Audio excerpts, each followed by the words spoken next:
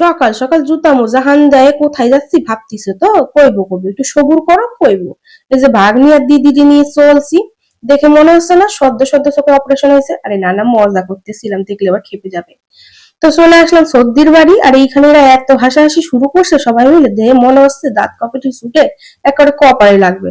এখানে চলছে রান্না বান্না তোর জোর। দেখে তো লোভ লাগছে, লোভ লাগলে কিছু করার নাই, খাইতেই তো আর পারবো না। আর এই যে আমাদের ভাড়া করা রান্ধনি সুদূর কেন পুকুর থেকে আইসে, বাবা যায়। কেউ যদি সিকিম গ্যাংটকা ফিল নিতে চাও চলে আসো আমার দিদি বাড়ি, হ্যাঁ এত ঠান্ডা। তারপর কি মাইয়া বইসে পড়ছে সাইজে গুইজে। আর এইখানে খাবার দাবারের ব্যবস্থা তো করতে হবে, যতই না খাই। সাজাই গুজাই দিছি, মাইয়া খাবে বলে কথা। তা বাবা না এখানেই খাবে, এখানে শুধু শো হবে শো।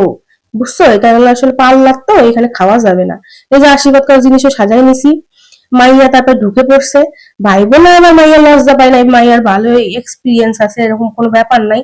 মাইয়া দুবার দৌড় দিছে ক্যামেরা দেহে আর এত আয়োজন দেহে। তারপর ভিডিও কাইটে দিয়ে আবার নতুন করে বানাইছি।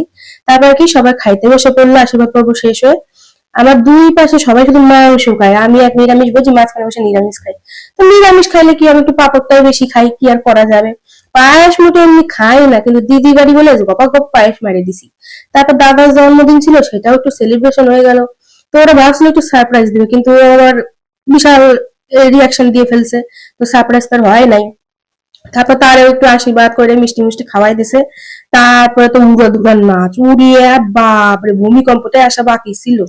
এমন নাচ দিছে সবাই। আসলে ভাই বোন মিলে সবাই একসাথে হলে এই হয় আর কি। এই খুশি দুনিয়ার কোথাও পাওয়া যাবে না, যতই বন্ধু বান্ধব থাক।